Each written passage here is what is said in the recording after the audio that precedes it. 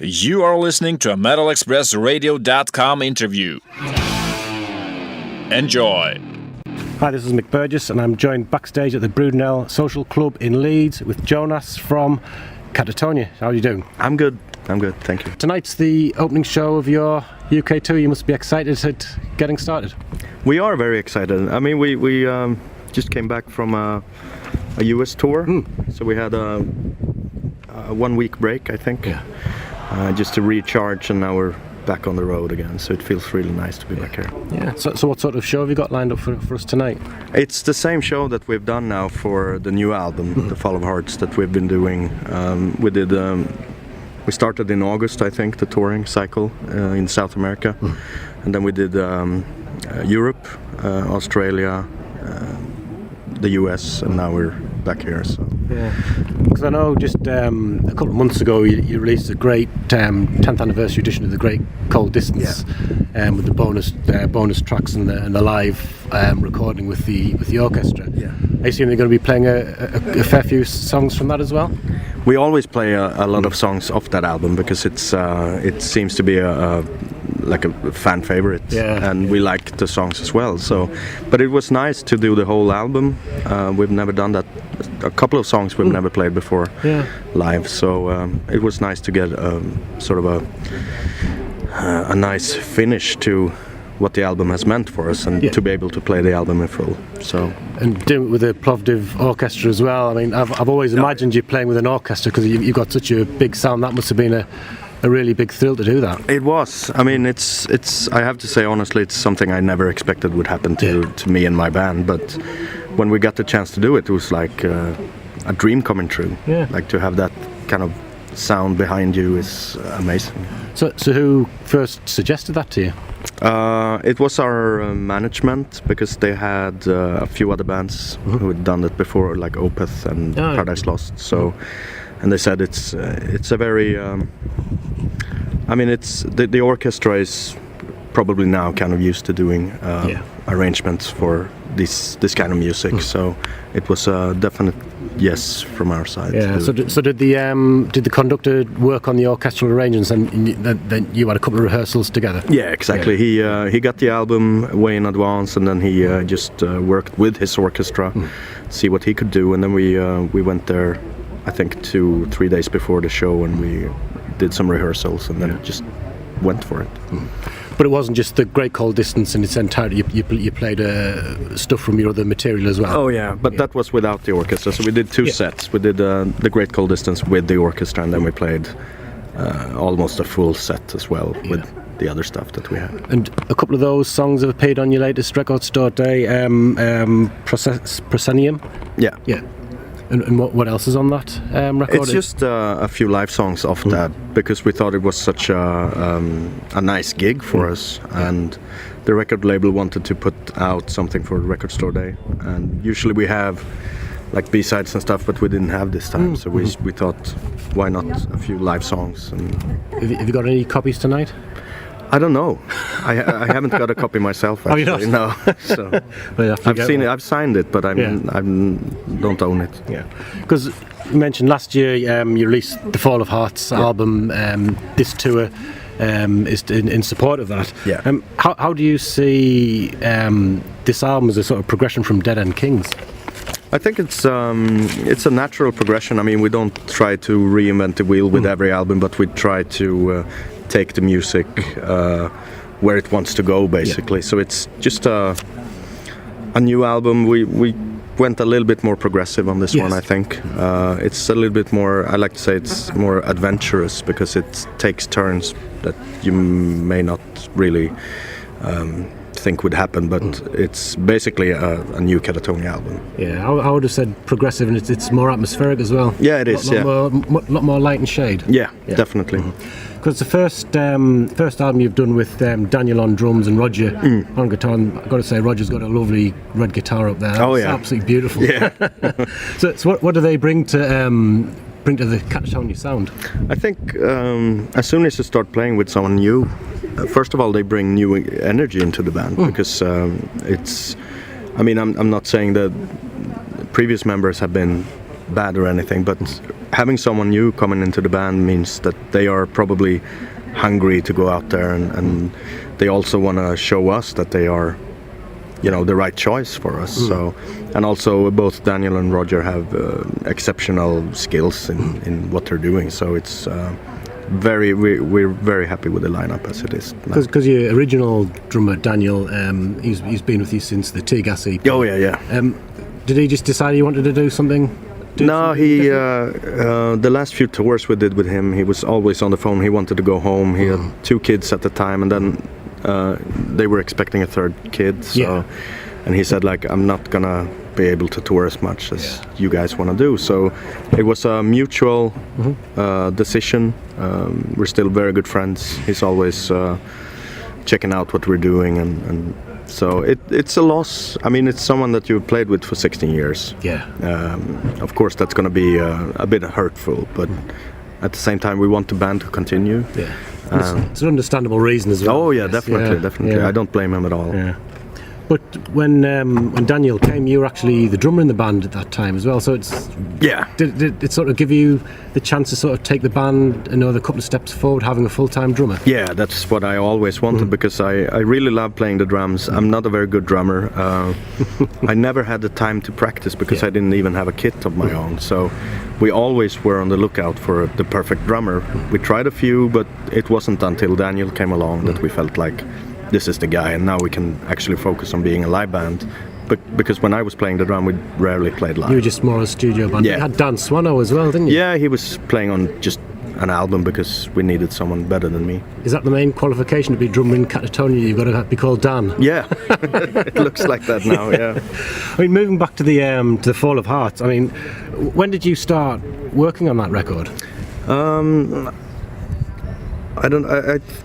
Usually I do a lot of music all the time when I'm home in between touring, but I don't really put songs together until it's time to when we have like a date for recording set and stuff like that. So I have been working on it for a long time, but I think we recorded it starting November, so we started doing songs during the summer, like July, August, and then just went on until we went into the studio. Yeah, because Anders is your main songwriting partner. Does he write most of the music then? We split up. I actually write more than he does these days. He used to be the sole songwriter, but he's been taking care of a lot of the business side of the band for a few years, and then he didn't have the creativity enough to make music for a couple of albums. So I stepped in and just tried to to match what he's doing. Well, it's good that you've got a close enough band that you can step up or step up, so definitely. Nobody gets put out of place. No, exactly. So how many songs did you write for the album? Because I know on the special edition there's a couple of bonus tracks. Yeah, we did a lot of songs for this album. We even recorded a cover song, which is very rare for us. But I think what was the cover? It's a Judas Priest cover. It's called Night Comes Down from the Defenders album. But it only appeared on the Japan version of the album. Yeah. They always want something extra there. Always. Yeah. Even when I was a kid, all the Japanese versions always had the bonus song on it. I know. Yeah. But on the special edition, there's a song on Vakaran. Yeah. Which I just think is possibly the most beautiful song you've ever written. Yeah. That's nice. What's the song about?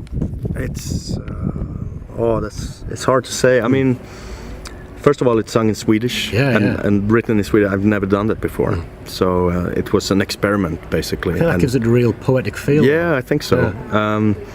It's basically roughly about how should I put it? It's hard to say because the lyrics in Swedish. So it's about trust and about having to leave something that you cherish because you have reasons enough you have to go away, something like that. Yeah. Because along with that, there's Sistery and Wide Awake and Quiet. So it just shows the sort of strength of the quality of the songwriting, really. Because any of those 3 songs could quite easily have appeared on the album. Did you not fancy sort of holding them back for the next album? No, I think we because as I said, we started writing the songs during the summer, and then Usually we only write the songs that gonna end up on the album, maybe have one B-side bonus song. But now we came into some kind of workflow that was really creative, and all of a sudden we realized we have more songs than we would ever need for this album. But we thought since we are in this kind of mood, let's just write them all, record them all, and see what happens, you know. Yeah. I've also, I can't mention Katatonia without mentioning the artwork of Travis Smith. It's absolutely exceptional. When did you start working with Travis? Because his artwork just seems to capture the atmosphere of Katatonia's music. Yeah, we started in '99 for the album Tonight's Decision. That was the first time we worked with him, but we had seen some of his stuff, and we were very impressed by it. And so we got in touch with him, and apparently he was already a fan of our music, so it was a perfect match. And we haven't tried anyone else since. It's just a very good cooperation. So does he come up with the artwork and then say, do you want to use this, or do you send him the music and he creates something to fit with it? We usually have a vague concept in mind before entering the studio. Because usually we have an album title, and then I just send him the lyrics that I have ready, and then we work during the whole recording session parallel with Trav.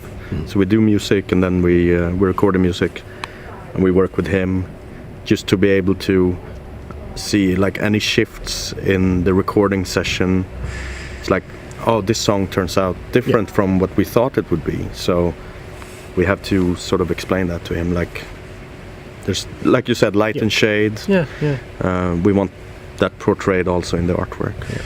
Because a couple of years ago you played some acoustic shows. You did one in London at the Union Chapel. You recorded that for the Sanctitude album. I mean, that must have been an amazing place to play with that whole atmosphere, the candles. It was great. It was great. It was, I think, for me, a crowning moment in the history of the band, because it was so something also that we've never done before.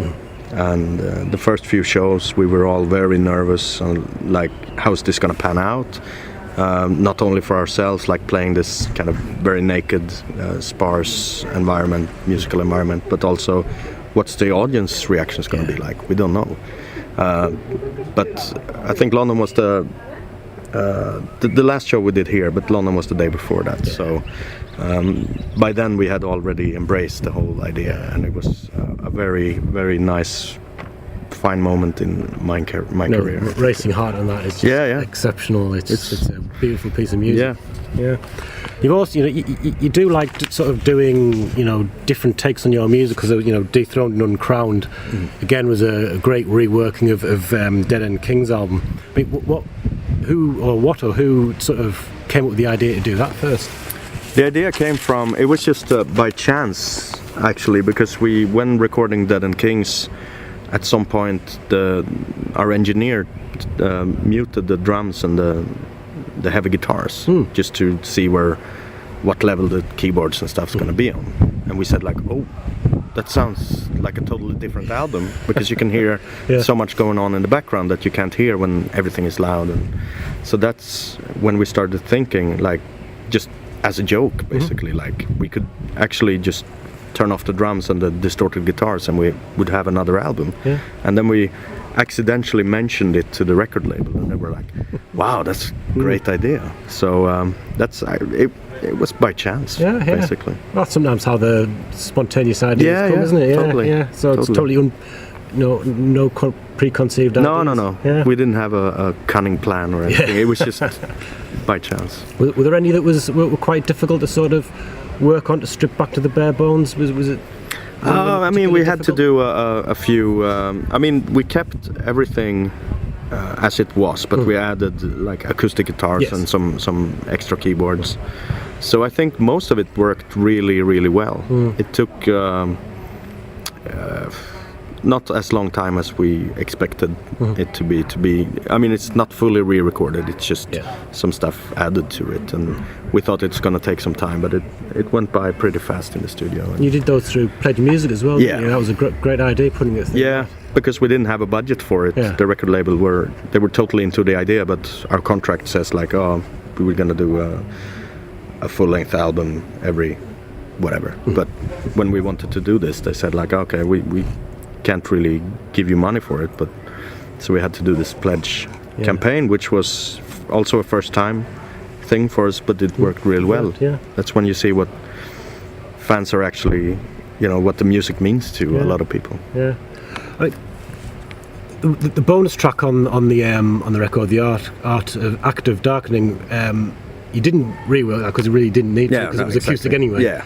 Did you not sort of think about going the other way and sort of beefing it up and doing a heavy version? No, we didn't. But now when you mention it, it should have been a cool thing. It's a sort of nice contrast to stripping everything back was loading everything onto that. We should have thought of that. Yeah. So now you've done the orchestral album, the acoustic album, the deconstructed, rearranged album. Have you got any ideas of how to twist your music next? Maybe an electronic album? I mean, we always do a little bit of electronic stuff. I would love to do, but I think the Swedish song that we talked about earlier, it's very electronic. Yes. I really like that kind of style, but I don't think it's something that we could do a full album of. Yeah. I think, I mean, an EP or something. I mean, people would probably like it, but maybe not to the extent that they would want to see it as a full new direction of the band. Well, it sounds like you're busy. Best of luck for the opening night tonight in Leeds. Yeah, it's going to be fun. Enjoy the rest of your UK tour, and we'll hope to see you over again within the next year or so. Oh yeah, perfect.